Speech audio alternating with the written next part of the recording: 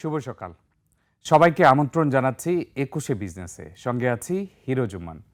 দর্শক, এই অনুষ্ঠানের মাধ্যমে আমরা আপনাদেরকে জানিয়ে দেই দেশ বিদেশের ব্যবসা বাণিজ্য, অর্থনীতি ও শেয়ার বাজারের সর্বশেষ খবরাখবর।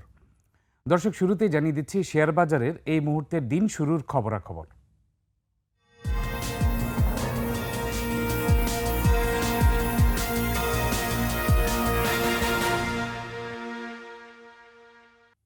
দর্শক, আপনাদেরকে দেখিয়ে দেব ঢাকা শেয়ার বাজার লেনদেনের শীর্ষে রয়েছে কোন কোন কোম্পানিগুলো। তবে এর মধ্যে আপনাদেরকে কিছু কোম্পানি স্পেসিফিক তথ্য জানিয়ে দিচ্ছি। গ্রামীণফোন আবারও ডিভিডেন্ড ঘোষণা করেছে। এর আগে ইন্টারিম ডিভিডেন্ড ঘোষণা করেছিল, এখন ফাইনাল ডিভিডেন্ড ঘোষণা করেছে। ৩১শে ডিসেম্বর সমাপ্ত অর্থবছরের জন্য আবার ১৭০% ক্যাশ ডিভিডেন্ড ঘোষণা করেছে গ্রামীণফোন। একই অর্থবছরের জন্য অন্তর্বর্তীকালীন ১৬০% ক্যাশ ডিভিডেন্ড দিয়েছিল এর আগে।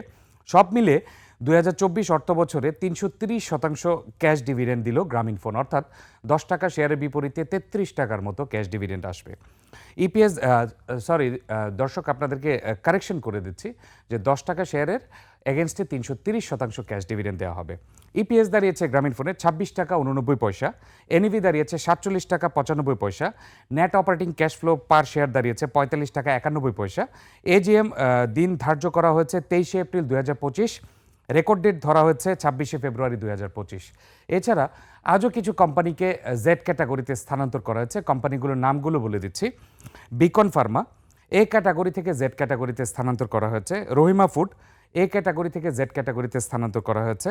Bangladesh building systems PLC B category থেকে জেড ক্যাটাগরিতে স্থানান্তর করা হয়েছে।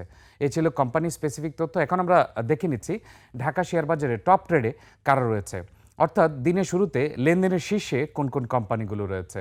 টপ ট্রেডের পাশাপাশি আপনাদেরকে দেখে নেব টপ গেইনার এবং লুজারের অবস্থানও। টপ ট্রেডের প্রথম অবস্থানে রয়েছে জিপিএইচ ইস্পাত, ৬,৭০,০০,০০০ টাকার মতো লেনদেন হচ্ছে। Energy pack power generation limited রয়েছে দ্বিতীয় অবস্থানে, ৩,৬৯,০০,০০০ টাকার মতো লেনদেন হচ্ছে। গ্রামীণফোন রয়েছে তৃতীয় অবস্থানে, যেহেতু ৩৩০% ক্যাশ ডিভিডেন্ড ঘোষণা করেছে এবং আমি যেটি বলছিলাম যে ৩৩০% ১০ টাকা সেরে ৩৩ টাকাই হয়, সেক্ষেত্রে ২,৮২,০০,০০০ টাকার লেনদেন হয়েছে এখন পর্যন্ত। খুলনা প্রিন্টিং অ্যান্ড প্যাকেজিং ২,৫৮,০০,০০০ টাকার মতো লেনদেন হচ্ছে, তবে শতাংশের দিক থেকে কিছুটা কমেছে শেয়ারটির দাম, আজ ৪.৩০% দর হারিয়েছে। টেকনোড্রাগ এই কোম্পানিটি ৩.৪৯% দর বৃদ্ধি পেয়েছে, ২,২৬,০০,০০০ টাকার মতো লেনদেন হয়েছে। আমরা টপ রেট দেখে নিলাম। এখন আমরা দেখে নিব টপ গেইনার এবং টপ লুজারে কারা রয়েছে, অর্থাৎ শতাংশের দিক থেকে কোন কোন কোম্পানিগুলো এখন পর্যন্ত সবচেয়ে বেশি বৃদ্ধি পেয়েছে। টপ গেইনের প্রথম অবস্থান রয়েছে টেনসেরাম ৯.৯৪% বৃদ্ধি পেয়েছে। Energypac power generation top গেইনের দ্বিতীয় অবস্থান রয়েছে ৯.৭০% বৃদ্ধি পেয়েছে। তৃতীয় অবস্থান রয়েছে কেপিসিএল, এটি ৮.১৫% বৃদ্ধি পেয়েছে। ফিনিক্স ফাইন্যান্স রয়েছে চতুর্থ অবস্থানে, ৭.১৪% বৃদ্ধি পেয়েছে। জিপিএইচ ইস্পাত রয়েছে পঞ্চম অবস্থানে, ৬.২৮% বৃদ্ধি পেয়েছে। এবং আমরা যদি লেনদেনের পরিমাণ দেখি, জিপিএইচ ইস্পাত ৬,৭০,০০,০০০ টাকা লেনদেন হয়েছে। এরপর রয়েছে এনার্জি প্যাক পাওয়ার জেনারেশন, এরপরে আমরা দেখতে পাচ্ছি কেপিসিএল খুলনা পাওয়ার কোম্পানি লিমিটেড, এটি ১,১৩,০০,০০০ টাকার মতো লেনদেন হয়েছে। আমরা দেখে নিলাম টপ গেইনার। এখন আমরা দেখে নিচ্ছি টপ লুজারে কারা রয়েছে, অর্থাৎ শতাংশের দিক থেকে কারা দর হারিয়েছে সবচেয়ে বেশি। টপ লুজারের প্রথম অবস্থান রয়েছে জুট স্পিনার্স, এটি ৬.৮৫% দর হারিয়েছে। দ্বিতীয় অবস্থান রয়েছে ডেল্টা স্পিনার্স, ৫.৩৩% দর হারিয়েছে। খুলনা প্রিন্টিং অ্যান্ড প্যাকেজিং রয়েছে তৃতীয় অবস্থানে, ৪.৩০% দর হারিয়েছে। People's leasing and financial services limited রয়েছে চতুর্থ অবস্থানে, ৪.১৭% দর হারিয়েছে। পঞ্চম অবস্থানে রয়েছে ডেস্কো, ৪.১৫% দর হারিয়েছে। এবং এর মধ্যে দেখা যাচ্ছে ১ কোটি টাকার উপরে একমাত্র খুলনা প্রিন্টিং অ্যান্ড প্যাকেজিং লেনদেন হয়েছে ২,৫৮,০০,০০০ টাকার মতো। দেখে নিলাম ঢাকা শেয়ার বাজারে টপ ট্রেড, গেইনার এবং লুজারের অবস্থান। এবার এশিয়ার প্রধান শেয়ার বাজারের খবর। সূচকের ঊর্ধ্বমুখী প্রবণতা দেখা যাচ্ছে এশিয়ার বেশিরভাগ পুঁজিবাজারে। জাপানের শেয়ার বাজার নিকি সূচক ৬২০ পয়েন্ট বেড়ে দাঁড়িয়েছে ৩৯,১৪০ পয়েন্টে। বেড়েছে হংকংয়ের শেয়ার বাজার হ্যাংসেংয়ের সূচক ৫৭৩ পয়েন্ট বেড়ে অবস্থান করছে ২০,৭৯০ পয়েন্টে। বেড়েছে সিঙ্গাপুর এসটিআই সূচক, এটি ১ পয়েন্ট বেড়ে অবস্থান করছে ৩,৮২৭ পয়েন্টে। চীনের শেয়ার বাজারে সাংহাই কম্পোজিট ইন্ডেক্স অবস্থান করছে ৩,২৫০ পয়েন্টে, যা আগের দিনের চেয়ে ২ পয়েন্ট কম। বোম্বে সেন্সেক্স 30 ইন্ডেক্সকে দেখা যাচ্ছে নিম্নমুখী প্রবণতায়।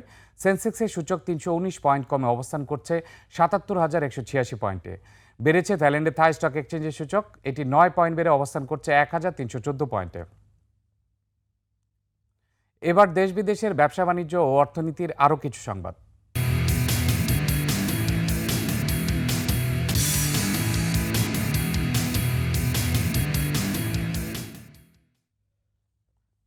পুঁজিবাজারে গতি ফেরাতে বিএসইসি চেয়ারম্যানের পদত্যাগ সহ ১১ দফা দাবি জানিয়েছে ক্ষুদ্র বিনিয়োগকারীদের অনিবন্ধিত সংগঠন Bangladesh capital market investors association.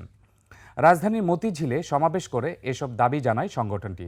সমাবেশে যোগ দিয়ে গণ অধিকার পরিষদের সভাপতি নুরুল হক নূর এবং এবি পার্টির সাধারণ সম্পাদক ব্যারিস্টার আসাদুজ্জামান ফুয়াদ পুঁজিবাজারের বিদ্যমান সংকট কাটাতে সরকারের জোরালো পদক্ষেপ চান। সুমাইয়া খানের রিপোর্ট। হাসিনার পতনের পর পুনর্গঠন করা হয় Bangladesh securities and exchange commission BSEC. নতুন কমিশন দায়িত্ব নিয়েই শেয়ারবাজার কারসাজির অভিযোগে বিভিন্ন ব্যক্তিকে মোটা অঙ্কের অর্থ জরিমানা করে। পাশাপাশি এসআলম গ্রুপ সহ বেশ কয়েকটি ব্যবসা প্রতিষ্ঠানের আওতাধীন প্রতিষ্ঠানের শেয়ার জব্দ করা হয়, যার প্রভাব পড়ে পুঁজিবাজারে। এই পরিস্থিতিতে বিএসইসির চেয়ারম্যানের পদত্যাগের দাবি করে আসছে বিনিয়োগকারীদের একটি অংশ। মতিঝিলে সমাবেশ করে Bangladesh capital market investors association ১১ দফা দাবি তুলে ধরে, যার প্রথমটি বিএসইসির চেয়ারম্যানের পদত্যাগ আর শেয়ার জব্দ ও ক্যাটাগরি পরিবর্তনের সিদ্ধান্তকে অযাচিত হস্তক্ষেপ বলছেন সংগঠনটির নেতারা। যতদিন পর্যন্ত সচিবালয় ঠিক না হবে ততদিন পর্যন্ত আপনার আমার ভোগান্তির কোনো কমতি হবে না। যখন তুমি উল্টা পাল্টা করবে, তোমার চেয়ারের পদত্যাগ বিনিয়োগকারীতে চাইতেই পারে। সেই সংস্কারটা হলো যে শেয়ারের শিবলি ছিল সেই শেয়ারে এখন মাকসুদ বসেছে, এটাই সংস্কার দেখছি। সমাবেশে যোগ দিয়ে গণ অধিকার পরিষদের সভাপতি নুরুল হক নূর এবং এবি পার্টির সাধারণ সম্পাদক ব্যারিস্টার আসাদুজ্জামান ফুয়াদ পুঁজিবাজারে বিদ্যমান সংকটের জন্য হাসিনা সরকারের লুটপাটকে দায়ী করেন। যেই সকল কমিশনাররা অবৈধভাবে লুটপাটের চেয়ারে বসে মার্কেটের ডাকাতি করবার চক্রান্ত করে যাচ্ছেন দিনের পর দিন এবং মাসের পর মাস, আপনারা অবিলম্বে পদত্যাগ করবেন। ১৫ দিনের মধ্যে আমরা কার্যকর পদক্ষেপ দেখতে চাই। ফ্যাসিস্টের সহযোগীরা এখনো বসে আছে, তাদের বিরুদ্ধে যদি আপনারা ব্যবস্থা না নেন তাহলে ওই ছাত্র জনতা নাগরিকরা টেনে হিসেবে নামাবে। আইন যদি আইনের গতিতে না চলে, জনগণ যদি প্রতিকার না পায়, তাহলে কিন্তু জনগণ আইন নিজের হাতে তুলে নেবে। বিনিয়োগকারীদের স্বার্থ রক্ষায় পুঁজিবাজারে দ্রুত গতি ফেরানোর দাবি জানান বক্তারা। সুমাইয়া খান, ২১ টেলিভিশন, ঢাকা। চট্টগ্রাম বন্দরের বিভিন্ন শেডে পড়ে থাকা আরও শতাধিক গাড়ি নিলামে তোলার উদ্যোগ নিয়েছে কাস্টমস কর্তৃপক্ষ। এসব গাড়ি থেকে প্রায় ৩০০ কোটি টাকা রাজস্ব আয়ের আশা করছেন কর্মকর্তারা। এর আগে শুল্কমুক্ত কোটায় আমদানি করা এমপিদের কয়েক ডজন বিলাসবহুল গাড়ি নিলামে তুলে কাস্টমস। চট্টগ্রাম থেকে রিপোর্ট করছেন হাসান ফেরদৌস, ক্যামেরায় ছিলেন বিপ্লব মজুমদার। সাবেক প্রধানমন্ত্রী শেখ হাসিনার সরকারের আমলে শুল্কমুক্ত সুবিধায় এমপিদের আনা ২৪টি বিলাসবহুল গাড়ির পাশাপাশি বন্দর শেডে দীর্ঘদিন পড়ে থাকা ৩১টি গাড়ি এর মধ্যে নিলামে তুলেছে চট্টগ্রাম কাস্টমস কর্তৃপক্ষ। নিলাম প্রক্রিয়া শেষ হবে ১৬ই ফেব্রুয়ারি। ৬০% শুল্ক আরোপ করে এসব গাড়ির দাম নির্ধারণ করা হয়েছে ৯,৬৭,০০,০০০ টাকা। এমপি সুবিধা যে আমদানিকৃত গাড়িগুলো, এগুলো আসলে জিরো মাইলেজের গাড়ি, মানে ব্র্যান্ড নিউ গাড়ি, ট্যাক্স স্ল্যাবটা অনেক বেশি, সিসিও অনেক বেশি। সো এইটা আসলে অ্যাসেসেবল ভ্যালু যেটা বা রিজার্ভ ভ্যালু যেটা বলে সেটা অনেক বেশি, প্রায় ৯,৬৭,০০,০০০ টাকা, ৯ কোটি বা ৯ কোটির বেশি এক একটা গাড়ির মানে সংরক্ষিত মূল্য। তো এই কারণে তোমার সাধারণ মানুষের এই গাড়িগুলিতে আগ্রহ কম থাকলেও এইগুলি বাট নিলামে যাবে। নিলামটা ৪০টা গাড়ি মনে হলেও আমরা প্রাইমারি যখন কাজটা শুরু করেছিলাম ১০০টা গাড়ি, আমাদের কিন্তু মোটামুটি ১০০টা গাড়ি আমাদের ক্লিয়ার হয়ে যাবে। নিলামে তোলা বিলাসবহুল এইসব গাড়ি নিয়ে সাধারণ ক্রেতাদের আগ্রহ কম বলে জানান কাস্টমস কর্মকর্তারা। তারা জানিয়েছেন এই নিলাম প্রক্রিয়া শেষ হলে শীঘ্রই আরও শতাধিক গাড়ি নিলামে তোলা হবে। ৪৪টা গাড়ি আমরা নিলামে গিয়েছে, বাদ বাকি ম্যাক্সিমাম গাড়ি কিন্তু আমাদের চলে গিয়েছে এবং সেখান থেকে আমরা প্রায় ১০ কোটি টাকার বেশি আমরা রাজস্ব আদায় করতে পেরেছি এবং অ্যাট দ্য সেম টাইম এখানে জরিমানাও আদায় হয়েছে। চট্টগ্রাম বন্দরের বিভিন্ন শেডে পড়ে থাকা গাড়ি নিলামে তোলার মাধ্যমে সরকারের প্রায় ৩০০ কোটি টাকা রাজস্ব আয় হবে বলে জানান কাস্টমস কর্তৃপক্ষ। শেডে থাকা এসব গাড়ি দ্রুত ছাড় করতে আমদানিকারকদের দ্বিতীয় দফা চিঠি দিয়েছে। আছে ৩০০ কোটি বা ৩০০ কোটির বেশি। তো আমাদের যেটা নিলামে নিয়ম 60% তারা যদি সর্বোচ্চ মানে ন্যূনতম 60% প্রথম নিলামে কেউ যদি বিড করে আমরা তাকে দিতে পারবো গাড়িটা। তো সেই হিসাবে আমরা আশা করছি ২০০ কোটি বা তার থেকে বেশি টাকা আমাদের এখানে রাজস্ব আসা উচিত। চট্টগ্রাম বন্দর এবং কাস্টমস কর্তৃপক্ষ জানিয়েছে, দীর্ঘ প্রায় 2 দশকের বেশি ধরে মামলাসহ নানা জটিলতায় বন্দরের বিভিন্ন শেডে পড়ে আছে বিভিন্ন ব্র্যান্ডের 297টি গাড়ি। এর মধ্যে 195টি গাড়ি নিয়ে হাইকোর্টে মামলা রয়েছে। এছাড়া নানা জটিলতায় পড়ে আছে আরও প্রায় 102টি গাড়ি। এই অবস্থায় বন্দর শেডে দীর্ঘদিন পড়ে থাকা জরাজীর্ণ গাড়িগুলির বিষয়ে দ্রুত কার্যকর ব্যবস্থা নেওয়ার কথা বলছেন বন্দর সংশ্লিষ্টরা। হাসান ফেরদৌস, 21 টেলিভিশন, চট্টগ্রাম। সীমান্ত, অবৈধ অভিবাসী ও মাদক পাচার ইস্যুতে সমঝোতার পর 2 প্রতিবেশী দেশ কানাডা ও মেক্সিকোর উপর শুল্কারোপের সিদ্ধান্ত 1 মাসের জন্য স্থগিত করেছেন মার্কিন প্রেসিডেন্ট ডোনাল্ড ট্রাম্প। স্থানীয় সময় মঙ্গলবার মধ্যরাত থেকে কানাডা ও মেক্সিকো থেকে আমদানি করা পণ্যের উপর 25% শুল্ক কার্যকর হওয়ার কথা।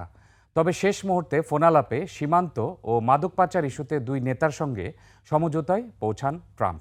এরপরই 1 মাসের জন্য পিছিয়ে দেওয়া হয় শুল্কারোপ। চুক্তি অনুযায়ী যুক্তরাষ্ট্রের সঙ্গে সীমান্ত নিরাপত্তা জোরদার করতে 10,000 ন্যাশনাল গার্ড সেনা মোতায়েন করবে মেক্সিকো। অন্যদিকে ফেনাটানিল মাদক পাচার বন্ধে কঠোর পদক্ষেপ নেবে কানাডা। তবে চীনা পণ্যের উপর কার্যকর হচ্ছে 10% শুল্কারোপ।